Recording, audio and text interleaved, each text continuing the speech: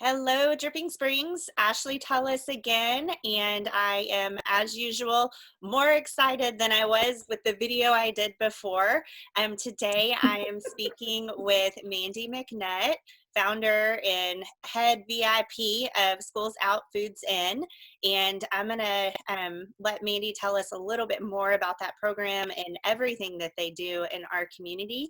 So, Mandy, what is Schools Out Foods In, and tell us all about it.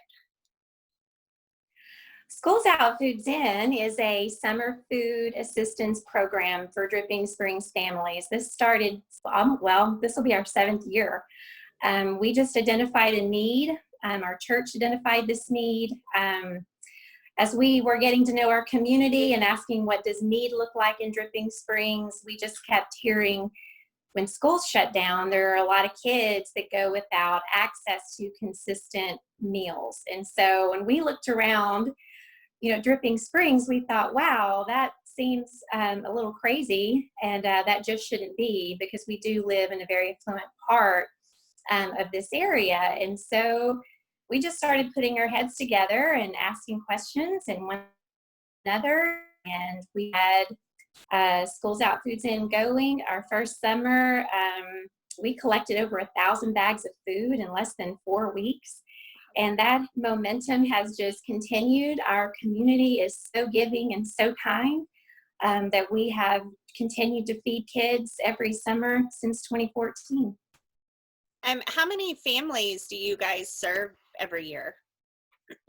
It varies from year to year. Certainly this year it's going to be more. We gained 20 new families in the last 2 weeks just with everything that's going on with COVID-19. And so currently, we are serving 204 children within 80 families in the area. And what are the requirements to be a part of the program? Because we are community supported, we don't have really any guidelines at all. If someone calls and says, I'm out of a job or just going through a tough time, then we are here for them. We don't ask a lot of questions except what's your address, because we're going to bring you the food, and that has served us well. We have families all over Dripping Springs, all four corners, from all backgrounds and socioeconomic statuses. Those are just questions that are not important to us. If a child needs food and the family needs a little support, then we're here for them. Love that. Love that. Do you serve people in other communities, or is it only here in Dripping Springs? We are for Dripping Springs. Hill Country Bible Church was started to serve this community, and we have had families that have had to move out of Dripping Springs because they can't afford to live here anymore. We see that all the time. And so until we have more affordable housing in our community, which is coming, thankfully, slowly, but many families have had to move away. And so we do have some in Johnson City. We do have some even just across the county line over into Austin. And they'll still call and say, hey, we still need help because we don't have anything like Sophie nearby. And so they'll come pick up their bags. We don't tell people no if there's a child that's hungry, but we try to stick to Dripping Springs. That's our mission and our goal. Awesome. Awesome. Now, this year with COVID-19, it sounds like things look a lot different. Typically, you guys kick off, I want to say like May, closer to the end of the school year, but it sounds like you guys had to pivot and rally a little bit early. How quickly did you find yourself getting online and servicing the need in the community with the pandemic breaking out? It was right away. We weren't real sure what we were going to do. We had some extra funding, but we had no food, as you know, because Ashley, you've been such a faithful volunteer and friend of Sophie in the years past. We don't begin collecting food until April. And then we put those non-perishable items into storage. And every week in the summer, we buy the perishables and we stick those items into the bags, and then we take them out. But we don't have bags just sitting around in March, and so we didn't have anything. And when we reached out to HEB, who is a fantastic supporter of Sophie, they just had no way of helping, as you know, and I know going into HEB, there's such limited stock on the shelves that there was no way we could order the amount of food that we would need to serve all of these families.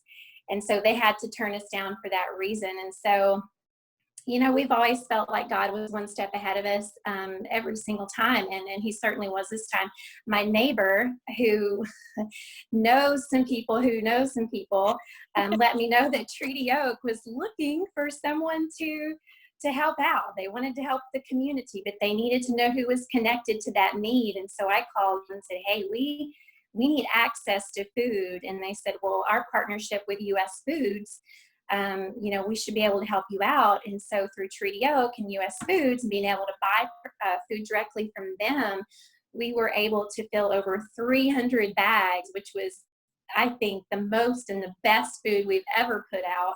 And not, I don't want to forget this either. Center of the Plate, if you know who they are, they're another organization in Dripping Springs that addresses the need for food.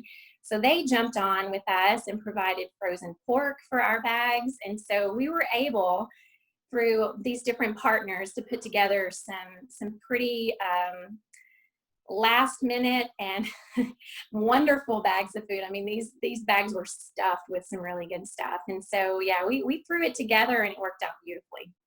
That's incredible. I don't think I've talked through this platform with anybody where I actually was brought kind of to tears. Thank you for sharing that. That is amazing. Absolutely amazing. It's amazing. Yeah, it's been incredible to be a member of this community and to hear stories where people have rallied and businesses are like, nope, kids aren't going to go hungry. Like that's the mission. No one is. And that's what we continue to see is this community is on standby and ready to go. And it's so fun. It's so exciting. And it's so encouraging to live in a place like this.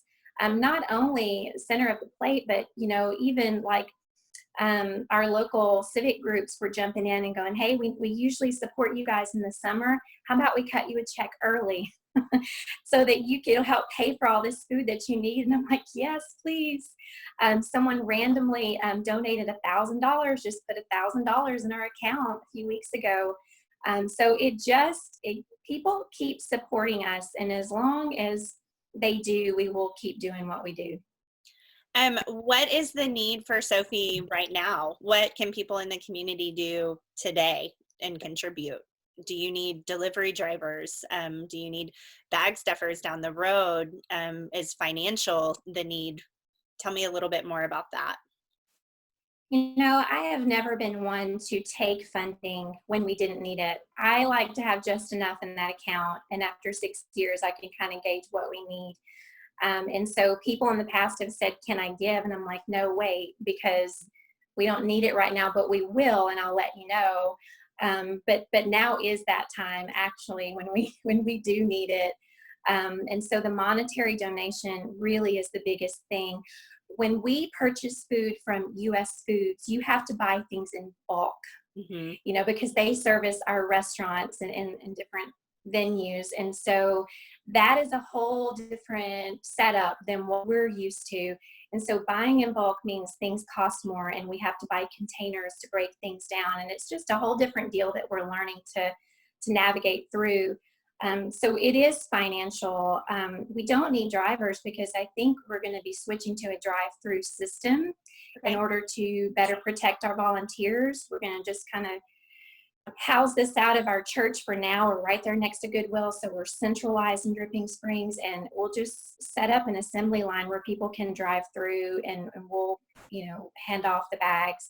I don't know what it'll look like during the summer yet. We're just kind of going day by day, I think, like everybody is right now. Absolutely. And yeah, and so that's what makes good sense right now is we're going to buy all the food up front.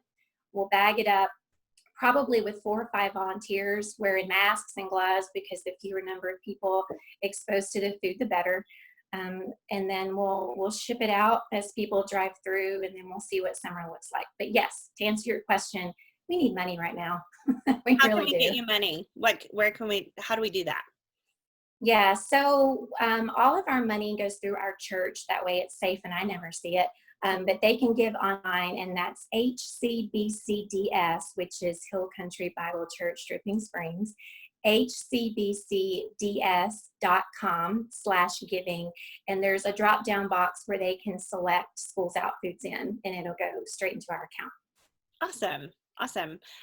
Before we sign off, is there anything else you wanted to share with us? I want to make sure I, give you this platform to say all the Yeah. things you want to say. And Well, thank you, Ashley. That's so kind of you. And I think just if you're in a position where you need some additional food support, right now we're seeing, it's right now everybody's got some sort of need, and it all looks a little bit different. But those who typically might not go to a food pantry, those who might not say, hey, I need some food, might be in a position where they do, and we don't want anyone to feel insecure about that. And so if you need it, please let us know. We have a Facebook page. You can message me through there, and we will make sure that we get food to you. well, Mandy, thank you so much for taking a few minutes to chat with me and sharing a little bit more about Sophie and our community. What was it?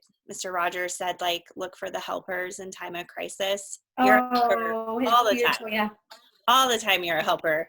And we just happened to have the first, pandemic crisis in 100 years. And of course, you're at the front of that, still a helper. And Well, that's what we do, that everyone's looking for a way to help. And, we're all doing our part. And I couldn't do it by myself. There's just a whole bunch of people that make this happen. And so thank you, Ashley.